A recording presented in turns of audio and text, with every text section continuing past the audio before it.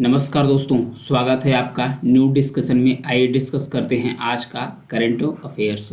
बांस आधारित पुनः प्रयोज्य पुआल यानी एस्ट्रा के बारे में दिया है, इसके बारे में जानेंगे। बॉटनिकल सर्वे ऑफ इंडिया यानी भारत का जो वनस्पति सर्वेक्षण है, अंडमान और निकोबार द्वीप समूह में पाए जाने वाली बांस की एक प्रजाति है जिसका नाम है सीजोस्टैचियम अंडमानिकम। इसका जो एस्ट्रा है, एस्ट्रा मतलब कि जो इसका छिलका उल्का है, कोई भी इसका प्रोडक्ट्स बनाने के बाद जो इसका छिलका बचता है उसके लिए ये पेटेंट करा लिया है, उसे पुआल बोलते हैं। एस्ट्रा मतलब घास या पुआल होता है, उसका पेटेंट करा लिया है। कौन पेटेंट कराया है? भारतीय जो वनस्पति सर्वेक्षण, इसके द्वारा पेटेंट करा लिया। किस लिए किया गया है? जो सिंथेटिक प्लास्टिक के जो बोतल बनते थे, उस बोतल को रिप्लेस करके ये जो एक्स्ट्रा है, बांस का जो पुआल है, इससे बनाया जाएगा। क्या बनाया जाएगा? बोतल बनाया जाएगा। इसलिए ये पेटेंट करा लिया है भारत का वनस्पति सर्वेक्षण के द्वारा, तो इसलिए चर्चा में आ गया था। भारत का जो वनस्पति सर्वेक्षण है, इसके बारे में बात करें तो इसकी स्थापना हुई थी 1890 में। 1890 में इसकी स्थापना हुई थी। ये किसके तहत काम करता है? Ministry of environment, forest and climate change के तहत ही काम करता है। इसका मुख्यालय कोलकाता में, ध्यान रखिएगा। इसका जो मुख्यालय है, हेडक्वार्टर्स कहाँ पर है? कोलकाता में। भारत का एक प्रमुख संगठन है जो देश की पौधों की जो विविधता है उसके लिए जो वैज्ञानिक रिसर्च होता है उसका क्या करता है? उसे लिस्टेड करता है, यानी कि दस्तावेजीकरण करने के लिए रिस्पॉन्सिबल है। कौन? ये जो ऑर्गेनाइजेशन है, भारतीय वनस्पति सर्वेक्षण। नेक्स्ट बढ़ेंगे, ताप सूचकांक के बारे में दिया है। ताप सूचकांक जिसे इंग्लिश में बोलेंगे हीट इंडेक्स। हाल ही में ईरान में देश के तटीय हिस्से में 70 डिग्री सेल्सियस का भीषण ताप सूचकांक दर्ज किया गया है, इसलिए चर्चा में आ गया है।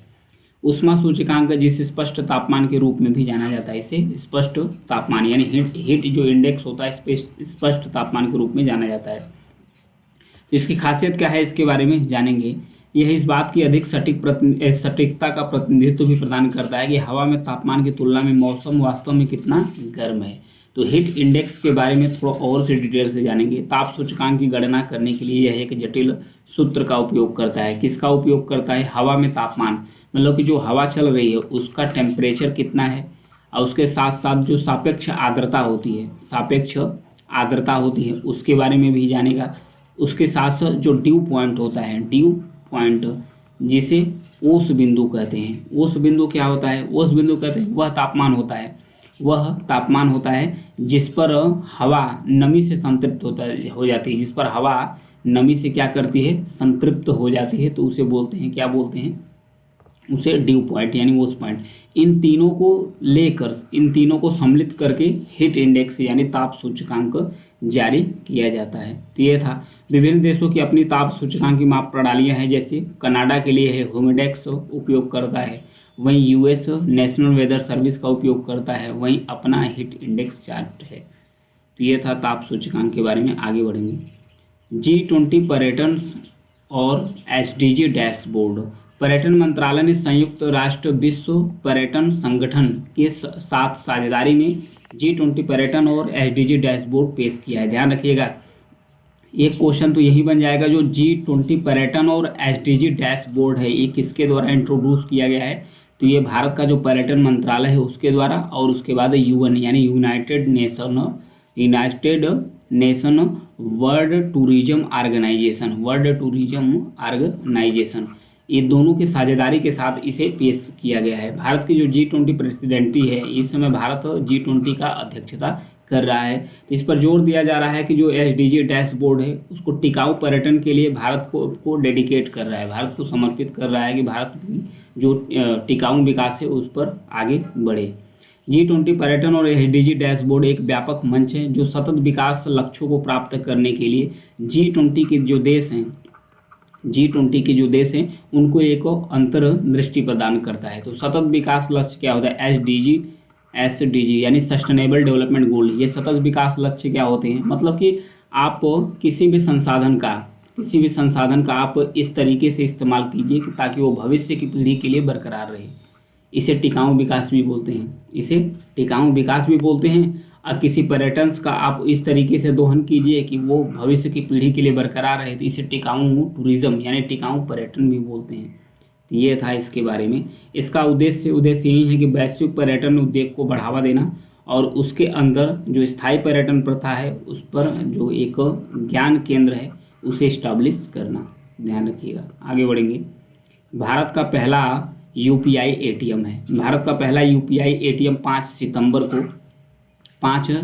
2023 को हिताची पेमेंट सर्विस द्वारा लॉन्च किया गया है। ध्यान रखिएगा, एक क्वेश्चन ये बन जाएगा, जो भारत का पहला यूपीआई एटीएम है 5 सितंबर को लॉन्च किया गया है और हिताची पेमेंट सर्विस के द्वारा इसे लॉन्च किया गया है। यह व्हाइट लेबल एटीएम है जिसे भारतीय राष्ट्रीय भुगतान निगम के सहयोग से विकसित किया गया है, यानी कि जो national payment corporation of India है यानी एनपीसीआई है, इसके सहयोग से ही इसे विकसित किया गया है। तो पहले जानेंगे जो व्हाइट लेबल एटीएम होता है, एटीएम वो होता क्या है। व्हाइट लेबल एटीएम होता है कि इसे गैर बैंकिंग कंपनी के द्वारा स्थापित किया जा सकता है, मतलब कि कोई बैंक के अलावा कोई कंपनी भी इसे इस्टाब्लिश कर सकती है। यह खास करके जो दूर दराज के इलाके हैं जहां पर एटीएम सुविधा उपलब्ध नहीं है, बैंकिंग सुविधा उपलब्ध नहीं है आसानी से, तो वहां पर इस व्हाइट लेबल एटीएम को इस्टाब्लिश किया जाता है। तो इसे यूपीआई से कनेक्ट करने से फ़ायदा क्या है। यूपीआई से कनेक्ट करने से जहां पर भी एटीएम उपलब्ध नहीं है तो भौतिक रूप से अगर यूपीआई से कनेक्ट हो जाता है एटीएम, यदि एटीएम यूपीआई से कनेक्ट हो जाता है तो आपको भौतिक रूप से एटीएम को अपने पास रखने की आवश्यकता नहीं पड़ेगी। आप कहीं भी जाएंगे यूपीआई का इस्तेमाल करके किसी भी एटीएम से पैसा निकाल लेंगे। आप अपने मोबाइल से ही टाइप करेंगे, सब कुछ करेंगे, आपको पैसा मिल जाएगा। इसका उद्देश्य यह है कि जो वित्तीय समावेशन है उसको और भी बढ़ावा देना और जो ट्रांजैक्शन है उसको और भी सुविधाजनक बनाना और दूर दराज के जो क्षेत्र हैं उसे भी कनेक्ट करना। आगे बढ़ेंगे। आगे दिया है EMRS के प्राचार्य को राष्ट्रीय शिक्षक पुरस्कार 2023 से सम्मानित किया गया है। EMRS क्या है। यह है एकलव्य मॉडल रेजिडेंशियल स्कूल के प्राचार्य हैं, उनके जो प्राचार्य हैं उनको राष्ट्रीय शिक्षक पुरस्कार 2023 से सम्मानित किया गया है, इसलिए चर्चा में आ गए हैं। केंद्रीय जनजाति कार्य मंत्री ने एकलव्य मॉडल आवासीय विद्यालय यानी EMRS भोपाल मध्य प्रदेश के एक प्राचार्य हैं जिनका नाम है डॉक्टर यशपाल सिंह। इनको प्रतिष्ठित राष्ट्रीय शिक्षक पुरस्कार 2023 से सम्मानित किया गया। तो यहाँ पर 2 फैक्ट निकल कर आ जाएंगे। तो आइए जानते हैं EMRS यानी कि एकलव्य मॉडल रेजिडेंशियल स्कूल के बारे में। इसकी शुरुआत 1997 से 98 में हुई थी। इसकी शुरुआत 1997 से 98 हुई थी। इसका उद्देश्य यही था कि आवासीय विद्यालयों की स्थापना करना, मतलब कि बच्चे आकर पढ़ें, पढ़ने के साथ साथ वहाँ पर आवास बना रहेगा, वहाँ पर रह के पढ़ाई कर सकते हैं। दूर दराज के इलाकों के लिए स्थापित किया गया है। ये कक्षा 6 से लेकर कक्षा 8 तक के बच्चों के लिए बनाया गया है। यह अनुसूचित जनजाति के बच्चों को निःशुल्क प्रदान किया जाता है। अनुसूचित जनजाति के बच्चों के लिए बनाया गया है और भी निःशुल्क है। इस योजना भारत सरकार के जनजाति कार्य मंत्रालय द्वारा इसे इम्प्लीमेंट किया जाता है। इस योजना को भारत सरकार का जो जनजाति कार्य मंत्रालय है उसके द्वारा इम्प्लीमेंट किया जाता है। नेक्स्ट बढ़ेंगे। नैरोबी चर्चा में क्यों है इसके बारे में जानेंगे। नैरोबी केन्या की राजधानी है। सबसे पहले तो ये है, वहाँ पर अंतर सरकारी वार्ता समिति के द्वारा प्लास्टिक प्रदूषण को समाप्त करने के उद्देश्य से एक अंतर्राष्ट्रीय संधि का शून्य मसौदा जारी किया गया है। एक अंतर्राष्ट्रीय संधि पर शून्य मसौदा जारी किया गया है। किसके द्वारा जारी किया गया है। अंतर सरकारी वार्ता समिति के द्वारा। कहाँ पर। केन्या नैरोबी में जारी किया गया है शून्य मसौदा। इसे 4 भागों में डिवाइड किया गया है कि इसका जो शून्य मसौदा है इसका उद्देश्य क्या है और उसके बाद प्लास्टिक और प्लास्टिक का जो उत्पाद, प्लास्टिक के जो प्रोडक्ट्स होते हैं उसका जो लाइफ साइकिल है यानी कि जो जीवन चक्र है वो कितना है। प्लास्टिक का सतत उपयोग और खपत, मतलब कि उसका सतत रूप से उपयोग हो रहा है, खपत हो रहा है, उसके बारे में। उपकरण के कार्यान्वयन को सामूहिक रूप से संबोधित करना है, एड्रेस करना है। जितने भी उपकरण इसमें इस्तेमाल होते हैं उसको भी एड्रेस किया जाएगा। ये 4 पैरामीटर्स पर इसको 4 भागों में इसे डिवाइड किया गया है। संधि का उद्देश्य यही है कि प्लास्टिक का टिकाऊ उत्पादन करना, मतलब कि प्लास्टिक का उतना ही उत्पादन करना कि ताकि वो रीयूज हो सके, वो पर्यावरण को प्रदूषित न कर सके। और इससे जो होगी अपशिष्ट प्रबंधन, मतलब कि जो वेस्ट निकलते हैं उसका भी मैनेजमेंट हो सकता है आसानी से। अगर वही बात कर रहे हैं केन्या पूर्वी अफ्रीका का एक देश है जिसकी तटरेखा हिंद महासागर से लगती है।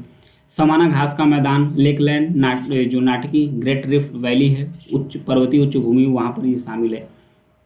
यहाँ पर देखिए मैप के लोकेशन में, यह है केन्या, इसकी कैपिटल्स है नैरोबी। इस नैरोबी के कुछ ही किलोमीटर दूर पर यहाँ पर एम्बोसेल नेशनल पार्क है, एम्बोसेल नेशनल पार्क है।